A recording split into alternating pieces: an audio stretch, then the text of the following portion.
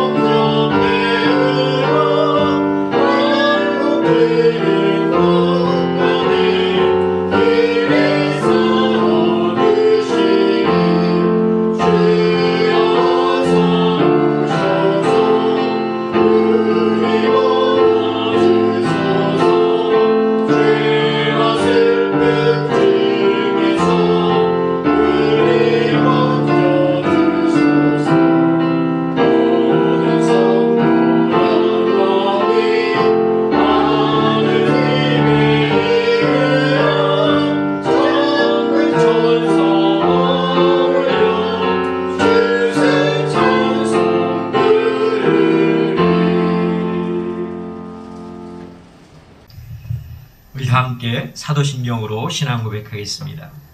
나는 전능하신 아버지 하나님 천지의 창조주를 믿습니다. 나는 그의 유일하신 아들 우리 주 예수 그리스도를 믿습니다. 그는 성령으로 잉태되어 동정녀 마리아에게서 나시고 본디오 빌라도에게 고난을 받아 십자가에 못 박혀 죽으시고 장사된 지 사흘 만에 죽은 자 가운데서 다시 살아나셨으며 하늘에 오르시어 전능하신 아버지 하나님 우편에 앉아 계시다가 거기로부터 살아있는 자와 죽은 자를 심판하러 오십니다. 나는 성령을 믿으며 거룩한 공교회와 성도의 교제와 죄를 용서받는 것과 몸의 부활과 영생을 믿습니다. 아멘.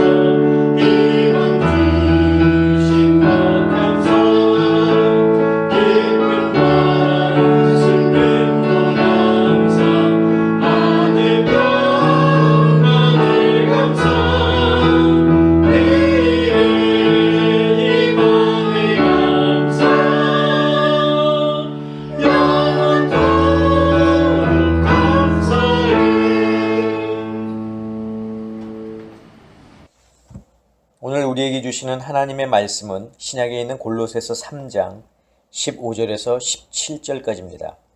제가 봉독하겠습니다. 그리스도의 평강이 너희 마음을 주장하게 하라.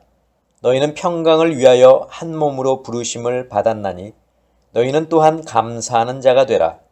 그리스도의 말씀이 너희 속에 풍성히 거하여 모든 지혜로 피차 가르치며 권면하고 시와 찬송과 신령한 노래를 부르며 감사하는 마음으로 하나님을 찬양하고 또 무엇을 하든지 말에나 일에나 다 주 예수의 이름으로 하고 그를 힘입어 하나님 아버지께 감사하라.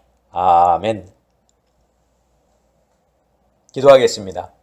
사랑의 아버지 하나님 감사합니다. 오늘 추수감사주일을 맞이해서 이렇게 저희로 하여금 또한 주님 앞에 감사의 예배를 드리게 하심을 감사합니다.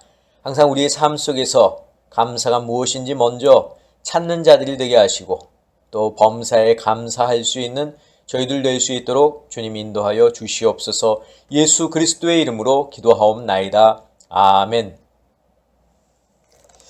오늘은 우리가 추수감사주일로 예배를 드리고 있습니다.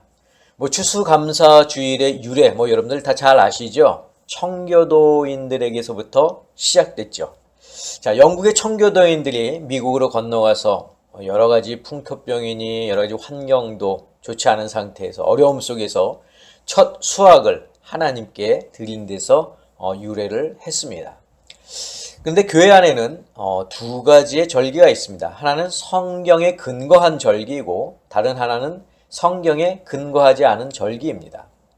자, 먼저 성경에 근거한 절기는 예수 그리스도의 생애 가운데 중요한 사건 두 가지를 기준으로 해서 만들어졌는데 바로 그 두 가지 중요한 사건이 무엇이냐면 예수 그리스도의 탄생과 부활입니다. 그래서 예수 그리스도의 탄생을 시작으로 이제 교회에서는 이 절기가 시작되는데 이제 앞으로 다가오게 될 대강절을 시작으로 성탄절, 또 주현절, 사순절, 부활절, 성령 강림절 이제 이런 것들이 성경에 근거한 절기들이죠. 자, 유대인들은 구약 성경에 근거해서 7가지 절기를 지키는데 바로 유월절, 무교절, 초실절, 오순절, 나팔절, 속죄일, 초막절이 이제 그런 절기입니다. 자, 그러나 오늘 우리가 지키고 있는 추수감사주일은 성경에 근거한 것은 아닙니다. 아까도 말씀을 드렸지만 청교도인들이 지켜오면서 그것이 미국의 전통이 되었고 또 공식 국경일로 지정이 되었습니다. 그리고 미국인 선교사들이 이 전통을 가지고 한국에 가지고 오면서 한국도 추수감사주일을 지키게 되었습니다. 자, 제가 여기서 말씀드리려고 하는 것은 추수감사주일이 미국의 전통 절기니까 한국만의 절기를 따로 만들어서 우리도 지켜야 한다 이런 걸 말씀드리는 건 아니고요. 또한 추수감사주일이 성경에 근거한 절기가 아니니까 그렇게 큰 의미가 없다 이런 것을 말하려는 것도 아닙니다. 여러분들이 오늘 강단을 보시면 아시겠지만 예전과는 매우 다른 것을 혹시 발견하셨는지 모르겠습니다. 자, 예전에는 쌀, 과일, 채소 이런 것을 풍성히 가져다가 강단을 장식하고 또 추수감사주일에 맞게 꾸몄습니다.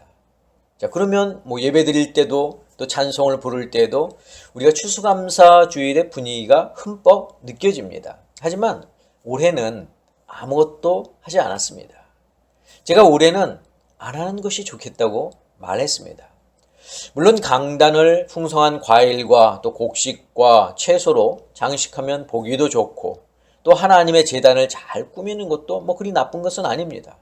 저도 추수감사주일에 제단을 풍성히 채우는 것을 싫어하지 않습니다. 자, 그러면 올해는 왜 장식을 하지 않았을까요? 그 이유를 말하기 전에 먼저 저의 어렸을 적 이야기를 잠깐 하려고 합니다. 저는 어렸을 적에 추수감사주일이 되면 참 좋았습니다. 성도들이 가져온 그런 과일 그리고 곡식으로 강단이 제단이 이렇게 채워지면 저도 모르게 기분이 좋았습니다. 왜냐하면 예배가 끝난 후에 들려졌던 과일의 일부가 목사님의 몫으로 돌아왔기 때문입니다. 그러니까 어린 마음에 어렸을 때 그렇게 과일을 이렇게 주면은 참 그게 너무나 좋았던 거죠. 또 드려진 쌀은 성미로, 또 야채는 또 김장을 담거나 또 교회 식사 반찬용으로 사용됐던 그런 기억이 있습니다. 큰 교회에서 부목사를 했던 적도 있었는데 그때는 추수감사주일에 드려진 과일, 곡식, 채소의 양이 정말 어마어마하게 많았습니다. 교회가 크니까 강단도 크고 그 강단을 다 채우려니까 그 양이 어마어마하죠. 그런데 예배를 마친 후에 이것들을 잘 나누어서 그리고 포장해서 양로원, 고아원, 경찰서, 소방서 등에 전달했습니다.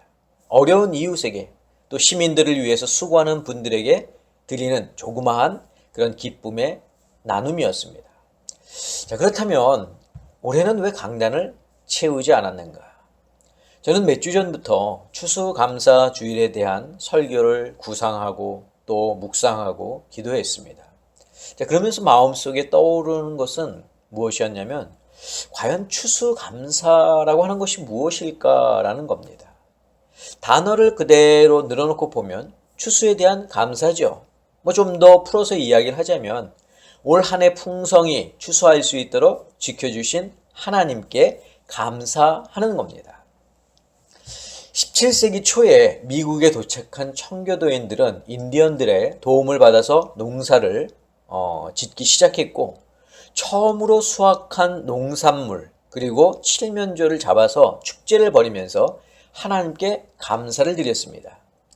자, 20세기 초엔 미국인 선교사들을 통해서 추수감사절을 알게 된 우리 조상들도 농경 생활을 통해 수확한 곡식과 채소를 감사함으로 하나님께 드렸습니다. 쌀이나 채소, 또 과일, 가축들을 또 기르고 키우면서 한 해를 지켜주신 그런 하나님께 감사의 표현을 한 것입니다. 자, 그러나 산업이 발달하면서 생업의 근간이 되었던 농사나 목축은 제조업, 서비스업으로 변하면서 이제는 추수감사에 대한 생각도 변화해야 된다고 생각합니다. 좋은 전통을 따르고 계승하는 것은 좋지만 그 의미를 잊어버린 채 전통을 따른다면 그것은 의미가 없습니다. 추수감사에 대한 의미를 생각하면서 올해 나에게 주신 감사가 무엇인지를 되돌아보면서 하나님의 제단을 감사함으로 채우면 좋겠지만 그런 의미는 잊어버리고 의례 전부터 추수감사주일이 되면 해왔으니까 하는 식으로 제단을 장식한다면 그것은 형식에 지나지 않은 추수감사주일이 될 수밖에 없습니다. 자, 그런 의미에서 제가 말씀을 드리는 동안 여러분은 한번 생각해 보시기를 바랍니다. 올해 하나님의 은혜로 내가 무엇을 추수하였는가? 그리고 내가 추수한 것을 어떻게 하나님께 드릴 수 있을 것인가? 그리고 오늘이든 아니면 다음 주든 언제든 그 추수한 것을 하나님 앞에 가져오셔서 정성스럽게 제단을 장식하고 또 드리시기를 바랍니다. 그것은 물질이 될 수도 있고 시간이 될 수도 있고 건강이 될 수도 있습니다. 자녀가 될 수도 있고 봉사가 될 수도 있고 선교가 될 수도 있습니다. 꼭 눈에 보이는 것으로 제단을 장식해야 하나님이 기뻐하시는 것은 아닙니다. 추수한 것이 눈에 보이든 보이지 않든 감사하는 마음으로 하나님께 드리면 그것이 바로 추수고 그것이 바로 그렇게 예배를 드리면 그것이 바로 추수감사 예배인 겁니다. 아브라함은 백세에 정말 귀한 아들을 낳았습니다. 그가 이삭을 얻게 된 것은 전적인 하나님의 은혜 때문입니다. 하나님의 은혜를 입어 아들을 낳은 것이죠. 그런데 하나님께서 아브라함에게 무엇을 시키셨습니까? 아들 이삭을 제물로 바치라는 것입니다. 어떻게 해서 낳은 아들인데 하나님은 그 아들을 바치라고 하시나? 라고 생각할 수도 있지만 아브라함은 주저하지 않고 그 말씀에 순종했습니다. 하나님은 아브라함을 시험하시기 위해 아들 이삭을 바치라고 하신 이유도 있지만 당신께서 베푸신 은혜를 기억하게 하시기 위해서 말씀하기도 하신다는 겁니다. 이후에 보면 이스라엘 백성이 애굽에서 노예로 있다가 풀려나게 되는데 바로는 마지막까지 버티다가 마지막 10번째 재앙을 받고서 이스라엘 백성들을 풀어주지 않습니까? 바로 장자의 죽음에 대한 재앙입니다. 자, 이 장자의 죽음에 대한 재앙, 이것은 애굽에 있는 모든 처음 난 것들이 그 대상이었습니다. 여기에는 이스라엘 백성들, 즉 이스라엘 백성의 장자도 포함됩니다. 그런데 하나님은 이스라엘 백성에게는 그 피할 길을 미리 알려주셨습니다. 하나님의 은혜가 있었기 때문에 이스라엘 장자들은 살 수가 있었던 겁니다. 그래서 하나님은 이스라엘 백성들이 가나안 땅에 들어가 살 때 하나님의 은혜를 기억할 수 있도록 율법에 이 항목을 넣으라 하십니다. 자, 출애굽기 22장 29절에서 30절을 보겠습니다. 너는 네가 추수한 것과 네가 짜낸 집을 바치기를 더디하지 말지며 네 처음 난 아들들을 내게 줄지며 네 소와 양도 그와 같이 하되 이레 동안 어미와 함께 있게 하다가 여드레 만에 내게 줄지니라. 자, 그런데 일반적으로 우리는 감사의 조건이 있어야 비로소 감사합니다. 제가 앞부분에도 말씀을 드렸지만 올해 나에게 주신 감사가 무엇인지 되돌아보자고 했을 때 아마 여러분들은 올 2023년을 쭉 회상하셨을 겁니다. 그리고 하나님이 내게 주신 감사가 무엇이 있나 생각했을 겁니다. 아브라함에게 이삭을 주신 것처럼 내게도 특별한 감사가 있었나? 이스라엘 백성의 장자를 살리신 것처럼 특별한 도우심이 내게 있었나 하면서 아마 감사를 여러분들 생각하셨을 겁니다. 그러나 여러분, 감사는 어떤 특별한 것이 아닙니다. 눈에 띄게 놀라운 무엇인가를 얻었을 때 하는 것이 감사가 아니라는 겁니다. 지난 한 주간 저희 부부는 정말 놀라운 감사를 했습니다. 감사가 입에서 저절로 나왔습니다. 오늘 그 감사에 대해서 여러분들과 좀 함께 나누려고 합니다. 지난 수요일에 제 아내에게 전화가 왔습니다. 아주 다급한 목소리로 이메일을 봤냐고 묻는 것이었습니다. 그러면서 빨리 이메일을 지금 열어보라는 겁니다. 자, 그래서 제가 이메일을 열어봤는데 그 편지의 내용은 내년 1월부터 렌트비를 올리려고 하니까 첨부된 그 파일을 참조하라는 것입니다. 그래서 그 첨부 파일을 열어보니까 지금 시세로 볼 때 저희가 살고 있는 집이 3,000불 한다는 거예요. 렌트비가. 그래서 내년 1월부터 렌트비를 3,000불로 올릴 테니까 1년 그 계약을 원하면 앞으로 보낼 서류에 사인을 하거나 만약 원하지 않으면 매월 3,300불에 만스 투 만스로 있어야 한다는 내용이었습니다.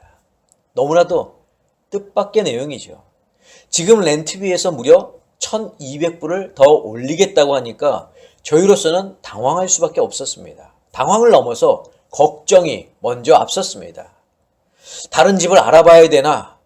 지금 이 가격에 갈 수 있는 곳은 솔렉이나 변두리 지역밖에 없는데 45일 만에 집을 찾는 것도 여의치 않은데 별별 생각을 하면서 인터넷을 막 찾기 시작했습니다. 새로 이사갈 집을 알아본 거죠. 그러다 문득 이메일을 다시 한번 확인했습니다. 어떻게 렌트비를 올려도 이렇게 1,200불을 한꺼번에 올릴 수 있을까 하면서 그 이메일을 다시 확인한 순간 이메일이 잘못 보내진 것을 발견했습니다. 그러니까 프로퍼티 이 매니저가 다른 테넌트한테 보내야 할 파일을 저희에게 보낸 것입니다. 저희는 그제서야 놀란 가슴을 쓸어내리면서 하나님 감사합니다 하고 외쳤습니다. 저에게 달라진 건 아무것도 없습니다. 렌트비가 줄어든 것도 아니고 더 나은 곳으로 이사를 가게 된 것도 아닙니다. 그냥 평소와 다름없이 똑같습니다. 그런데 감사가 저절로 나왔습니다. 그저 평범하게 사는 것이 감사인 줄 몰랐는데 감사의 조건이 있어야 감사하곤 했는데 잘못 온 이메일 한 통이 저희로 하여금 감사에 대한 생각을 완전히 바꿔 놓았습니다.